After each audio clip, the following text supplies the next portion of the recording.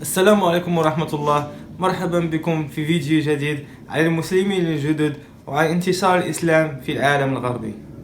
I've heard a lot of other Muslims saying, please Allah, use me and don't replace me. And that I've noticed within the comments was the hijab and how Why is the hijab still an issue with people? I think I can answer that. الجميع يعلم أن المسلمون الجدد يعانون أكثر مني أنا ومنك أنت ومن المسلمين الذين ولدوا في الإسلام ووجدوا نفسهم في بيئة إسلامية. أخت من المسلمين الجدد أعلنت إسلامها على تيك توك، تتكلم عن الإسلام وهل هو دين صعب تطبيقه أم سهل، وكيف يمكن أن نطبق الإسلام، وأن كل شخص على حدة وكل شخص وطريقته في تطبيق الإسلام. Islam is as easy as you want to make it. In Al-Baqarah 185 of the Quran, it says Allah intends ease for you, Allah does not intend hardship for you. So, for some people, getting into all the details of what's the rules and the regulations and putting the hijab right away and adhering to every single rule at the very beginning, some people do really well with that. Some people excel in that, and some people they really like that. But some people, if they try to focus in all the rules and the regulations, the hijab, all of the regulations right when they become Muslim, they're going to be scared away from Islam and they're not going to continue. So some people need a gentler approach. Some people need to focus it on a journey with Allah, not a one day and I'm suddenly a perfect Muslim. No, some people need it to look at it as a journey and growing with Allah, not that they need to be perfect right away or they can't become Muslim. So Islam is really as easy or as hard as you want to make it. في المقطع التالي أخت من حديثة الإسلام تقدم النصيحة للمسلمات الأجنبيات عن الإسلام.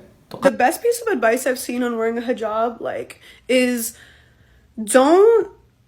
don't think that when you have to pray or when you go to the masjid or something you have to look dusty.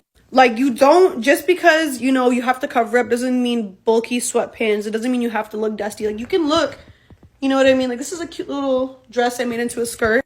You can look cute, while still wearing a hijab going to the masjid, even if you're not a hijabi or something, or wear the scarf. And I genuinely think that's the best piece of advice ever, because this is my first time actually not looking bummy, just putting on a little overcoat abaya to go to the masjid.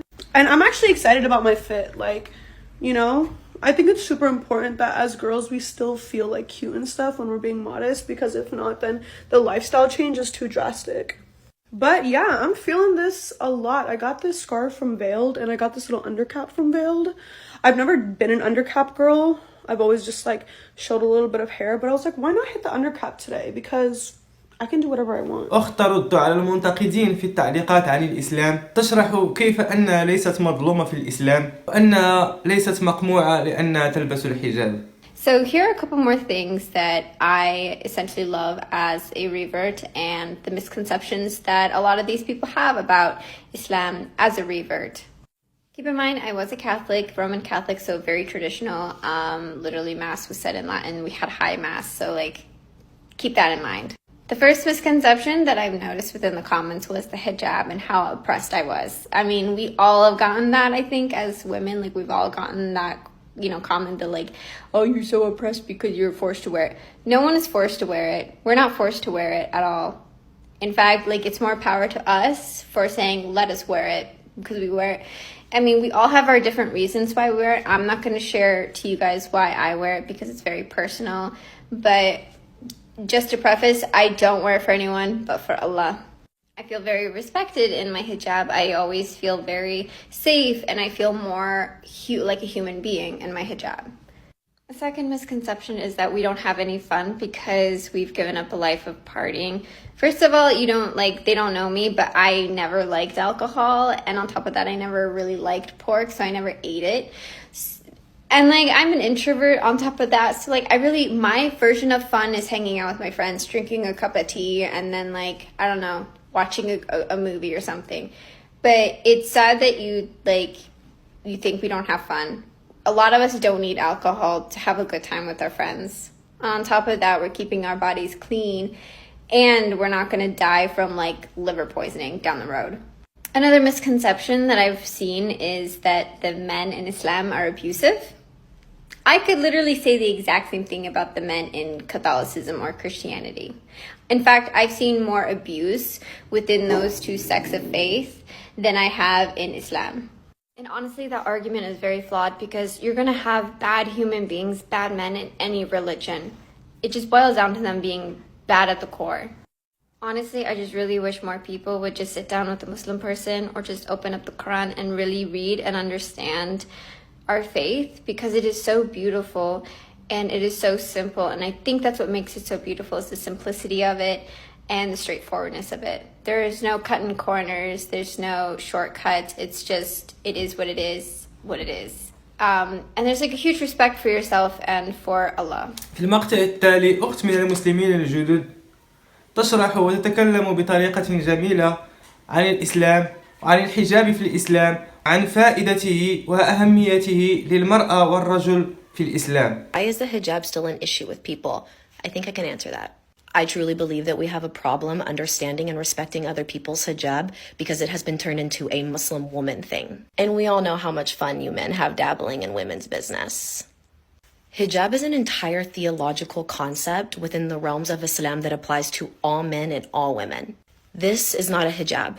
This is a headscarf. The headscarf can be a part of someone's hijab. The headscarf is a beautiful symbol of faith. It's a beautiful act of worship, but it is not the hijab.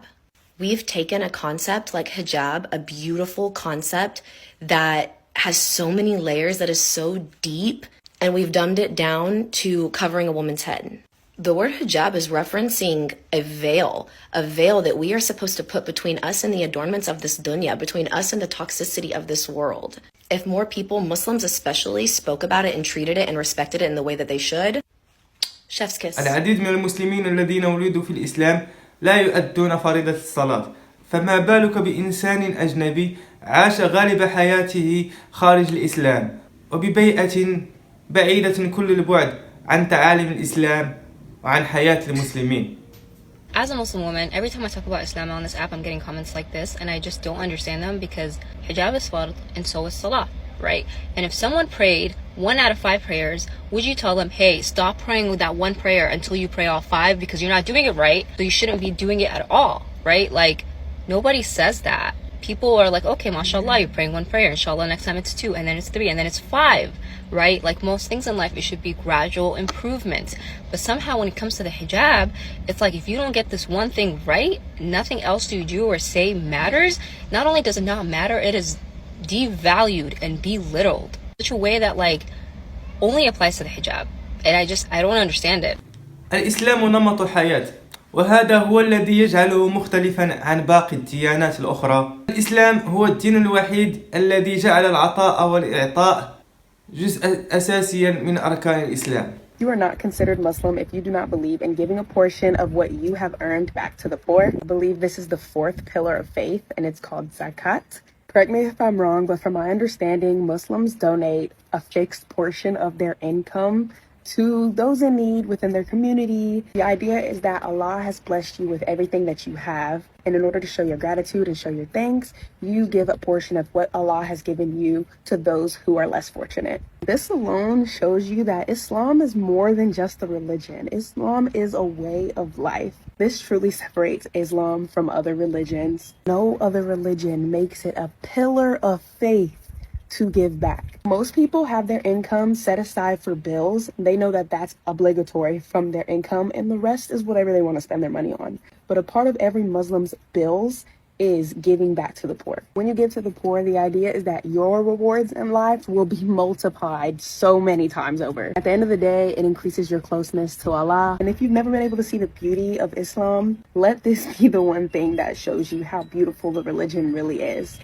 اللهم استخدمنا ولا تستبدلنا. هذا أصبح هو طلب المسلمين الذين ولدوا في الإسلام بعد بداية انتشار الإسلام وإسلام الأجانب من كل دول العالم. I've heard a lot of other Muslims saying, please Allah, use me and don't replace me. And I think it's so beautiful speaking to our purpose here on earth and how to make sure that what we're doing is truly important and that it's our purpose on earth.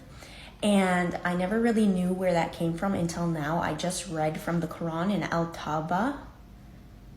The number is